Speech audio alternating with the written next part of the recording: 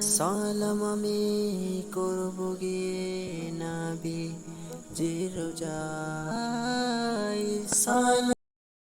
মানুষ সেখানে এক তাওহীদের ঝান্ডা বাঁধি লা ইলাহা ইল্লাল্লাহ লা ইলাহা ইল্লাল্লাহ ওয়াহদাহু লা শারীকা লাহু লাহুল মুলকু ওয়া লাহুল হামদ, এই প্রতিবদ্ধ বিষয়কে সামনে রেখে তাওহীদের ঝান্ডাকে সামনে রেখে তারা সেখানে একত্রিত হয়েছে।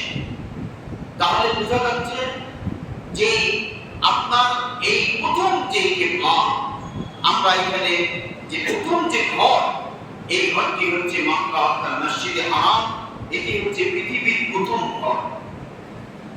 এটি হচ্ছে মানুষের জন্য একটি দিক নির্দেশন, হিদায়াত এবং বড় নিয়ামত সেখানে রয়েছে, এবং মানুষকে তার পাপ মোচনের একটি জায়গা হিসাবে আল্লাহ তাআলা উল্লেখযোগ্য স্থান, উত্তম স্থান হিসাবে ঘোষণা করেছেন।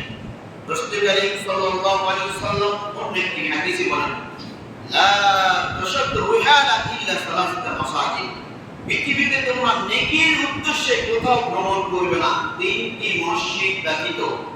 নেকির উদ্দেশ্যে আপনি ভ্রমণ করেন, আপনি সফর করেন, আপনি বেড়ে বাড়ান, আপনার টোর আছে, আপনি যেতে পারেন, কিন্তু সেখানে নেকির আশায় নয়। তিনটি মসজিদ ব্যতীত আপনি নেকির উদ্দেশ্যে আপনি ভ্রমণ করতে পারবেন না। এক, মসজিদে হারাম; দুই, মসজিদে আকসা; তিন, মসজিদে নববী। এই তিনটি মসজিদে আপনি নেকির উদ্দেশ্যে ভ্রমণ করবেন, অন্য কোনো উদ্দেশ্যে নয়। এবার আসুন আমরা তাহলে কুরআনুল কারীমের এই আয়াত থেকে প্রমাণ পেলাম যে পৃথিবীর প্রথম ঘর হচ্ছে মসজিদে হারাম, অর্থাৎ রাসূল করিম সাল্লাল্লাহু আলাইহি ওয়াসাল্লামের এর পূর্বে আপনার এই মসজিদে আকসা আপনার আপনার 12টি সংস্করণ হয়েছে, অর্থাৎ 12তম সংস্কার পর্যন্ত রাসূল করিম সাল্লাল্লাহু আলাইহি ওয়াসাল্লাম আজ পর্যন্ত। তাহলে ইতিপূর্বেও সেখানে তারা নবী রাসূলরা যারা এসেছেন তারাও সেখানে তার কিবলা করে সেই মসজিদ ফিরে তারা অনুসরণ করেই সেখানে কিবলামুখী হয়ে সেখানে সালাত আদায় করেছেন। আবু যর থেকে বর্ণিত, তিনি বলেন, আমি রাসূল করিম সাল্লাল্লাহু আলাইহি ওয়াসাল্লামকে জিজ্ঞাসা করলাম, আইয়ু মসজিদিন উবিয়া ফিল আরদি আউয়াল, পৃথিবীর বুকে প্রথম মসজিদ কোনটি? রাসূল করিম সাল্লাল্লাহু আলাইহি ওয়াসাল্লাম বলেন, আল মসজিদুল হারাম, মসজিদে হারাম। এরপরে আমি জিজ্ঞাসা করলাম যে কুনতু বল আইয়ু মসজিদ আকসা, এরপরে কোন মসজিদ? তারপরে তিনি বললেন যে মসজিদে আকসা। এরপরে কি হচ্ছে মসজিদে আকসা। তিনি তারপরে প্রশ্ন করলেন, কাম বাইনাহুমা, এই দুইটি মসজিদের ব্যবধান কত, বয়স কত? আপনার মসজিদে হারাম যদি প্রথম হয়ে থাকে, তাহলে মসজিদে আকসা কত বছর পর নির্মিত হয়েছে?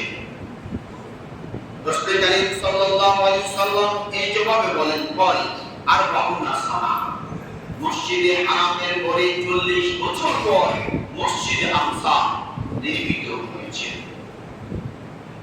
সুম্মা ক্বাল সুম্মা হাইসুমা আদরাকতুকা সালাত ফাসাল্লি আরবা মসজিদ, এরপরে বলছে তুমি যেখানেই থাকো, যে সময় থাকো, যেখানে রক্ত হবে সেখানেই তোমার মসজিদ।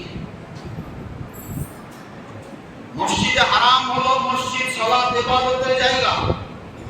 এরপরে আবু যর রাদিয়াল্লাহু তাআলা বলছেন, হাইসুমা আদরাকুকা সালাত, তোমাকে সালাত যেখানে সময় পাবে, সালাতের সময় যেখানে হবে সেখানেই তুমি সালাত আদায় করে নেবে, ওটি হচ্ছে তোমার মসজিদ। আপনি মাঠে আছেন, ভক্ত হয়ে গেছে, আপনি সালাত আদায় করেন। আপনি ভ্রমণে আছেন, মসজিদ আপনি আশেপাশে পাচ্ছেন না, যে অবস্থায় যেখানে আছেন পবিত্রতার অবস্থা থাকলেই পবিত্রতা সেরে নেই, আপনি সেখানে সালাত আদায় করে নেবেন। সালাত ত্যাগ করার মতো কোনো সুযোগ নেই।